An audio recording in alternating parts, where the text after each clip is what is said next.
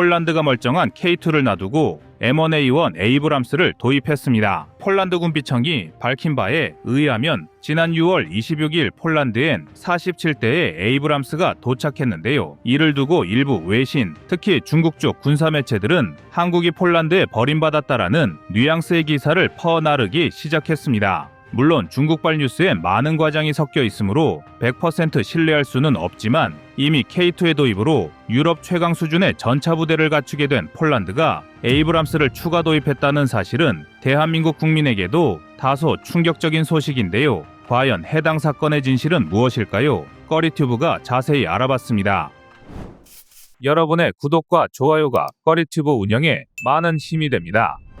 영국의 군사 전문 채널 제인스닷컴은 폴란드가 미국에 주문한 M1A1 에이브럼스 주력 전차 마지막 물량 47대와 에밀리 로이 A1B2 험비 차량 26대가 6월 26일에 폴란드에 도착했다고 전했습니다. 이는 지난 2022년 1월 4일 폴란드 정부는 군의 요구사항에 맞게 개량된 M1A1 전차 116대를 미국 측에 요청한 뒤 이루어진 사안으로 이번 조달엔 에이브람스뿐만 아니라 M88A2 12대, M1074 공동공격교량 8대, M577 지휘차량 6대, 험비 부착용, 각종 어셈블리와 탄약, 훈련 및 물류 패키지가 포함되어 있었습니다. 미국 국무부는 같은 해 12월 폴란드의 요청을 수용, 이를 최종 승인했습니다. 이로써 두 국가는 별도의 협정에 따라 M1A1 무기체계뿐만 아니라 에이브럼스 아카데미 교육 프로그램과 훈련용 전차 28대까지 폴란드 18기계화 사단으로 이전하게 된 것입니다. 그리고 2024년 6월 폴란드 슈체친 항구에 도착한 에이브람스는 폴란드군에 인도된 사실이 확인되었는데요.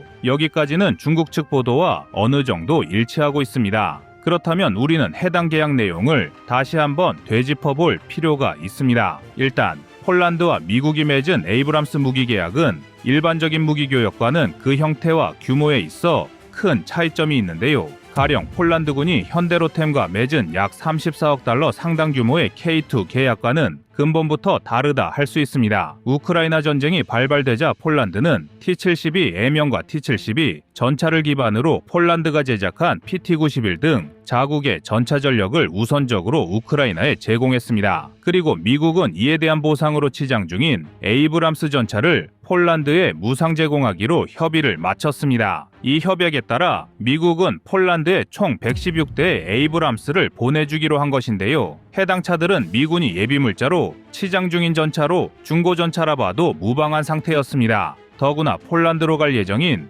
M1A1 에이브람스는 모두 기본 사양으로 추가 부착품이나 운송비만 폴란드가 부담하는 것으로 알려져 있습니다. 2022년 계약 당시 폴란드 부총리 겸 국방부 장관 마리우시 브와슈차크는 트위터를 통해 폴란드군과 미 국무부는 에이브럼스 탱크 116대 판매에 합의했다라며 이제 곧 가격 협상을 시작할 것으로 발표했는데요. 이때 폴란드 부총리가 말한 가격 협상이란 에이브람스 자체의 가격이 아닌 운송비 등 부대 비용을 뜻하는 것이었습니다. 중국 언론의 오보 증거는 또 있습니다. 해당 계약을 주도한 미 국방부 안보국방협력청은 초과할 수 없는 최대 가격치를 산정해 가격 협상에 임했으며 폴란드에 제공한 에이브람스의 용도를 폴란드가 우크라이나에 제공한 전차를 대체한다고 명시했습니다. 따라서 이번에 폴란드가 미국으로부터 받은 에이브럼스가 폴란드 지상전력의 한 축이 될 것은 분명하지만 너무나 좋은 조건에 제값을 치르지 않은 무기 계약이었으며 폴란드군의 주력 전차는 여전히 K2임이 분명하다는 사실만 확인시켜 주었습니다. 그런데 중국계 외신의 악의적 오보는 이번이 처음은 아닙니다. 지난 2022년 현대로템이 폴란드와 K2 1000대분 규모의 계약을 체결했을 때 역시 K2 계약의 의미를 애써 축소 평가한 것도 모자라 중국 언론은 폴란드 대 반대 여론이 만만치 않았기에 폴란드가 한국산을 선택한 것을 두고 의외라는 반응을 보였는데요. 결국 이 역시도 시간이 흘러 폴란드가 아주 현실적인 선택을 했다는 것이 증명됐습니다. K2가 비교적 최근에 개발된 전차이기에 첨단 기능과 편의성, 성능적 우위에서 앞설 수 있겠지만 독일과 미국 전차의 내구도와 신뢰성은 따라갈 수 없을 것이란 편견을 이겨내고 실전과 같은 모의 훈련을 거치면서 K2가 최고의 전차라는 사실을 증명해냈습니다. 세간에 알려진 K2의 가장 큰 장점은 도입 비용이지만 유럽과 중동에서 진행된 많은 훈련과 테스트에서 K2가 보여준 놀라운 성능은 지금까지 회자되고 있습니다. 전체 지형의 70%가 산악인 한반도에 거친 지형과 기후에서 탄생한 K2는 산악 지형뿐 아니라 하천과 갯벌, 논과 같은 험지 구조 장애물이 많은 시가전에서도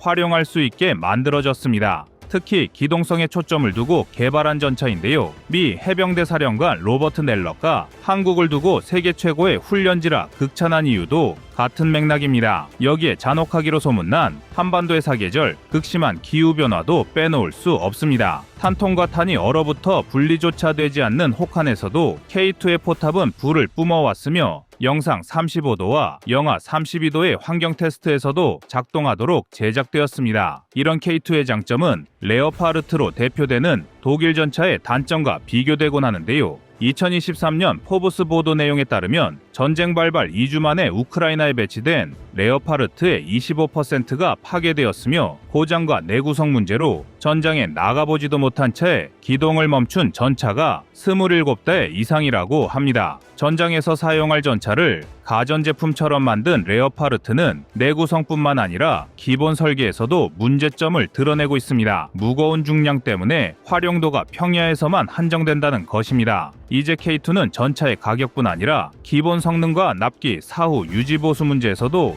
독일 전차에 버금갔거나 그 이상이라는 사실이 증명된 것인데요. 현재 K2의 수출 대수는 예정 물량을 포함 무려 1000여 대로 국내에 배치될 수량의 3배가 넘을 뿐더러 튀르키예는 K2의 파생 모델 알타이를 주력 전차로 활용 중입니다. 그만큼 뛰어난 성능에 매료된 세계 각국의 관심이 뜨겁다는 방증인데요. K2 열풍의 시발점이라 할 수 있는 폴란드와 마찬가지로 구소련의 T-72 탱크를 우크라이나에 공여한 뒤 전력 공백이 생긴 체코와 슬로바키아, 루마니아, 불가리아 등의 국가들이 K2 도입을 타진 중입니다. M1A2 SEPV3 전차 250대와 M1A1 116대까지 에이브람스 계열 전차만 총 366대를 운용하게 된 폴란드가 대규모 K2 기갑 부대를 꾸리는 이유 역시 K2야말로 실전에 강한 최고의 전차이기 때문입니다. 전술의 뜻, K2 흑표는 전체 지형의 70%가 산악지형인 한반도에서의 운용을 목적으로 개발되었으며 여기에 변화하는 전쟁의 양상과 다양한 전술에 적응토록 포각 조절은 물론 차체의 자세를 제어하는 능력까지 갖추고 있는데요. 대한민국 방위산업의 진정한 주역은 K2 전차가 될 것이다라는 외신의 극찬은 괜히 나온 말이 아니었습니다. 그렇다면 한국 전차를 가장 강력한 경쟁자로 둔 독일이야 그렇다 치고 왜 유독 중국은 한국 방산의 발전을 일거수일투족 주시하며 평가절하하는 것일까요? 지난 9일 중국 언론 소우는 유럽에 진출한 한국 전차에 관한 기사를 다루면서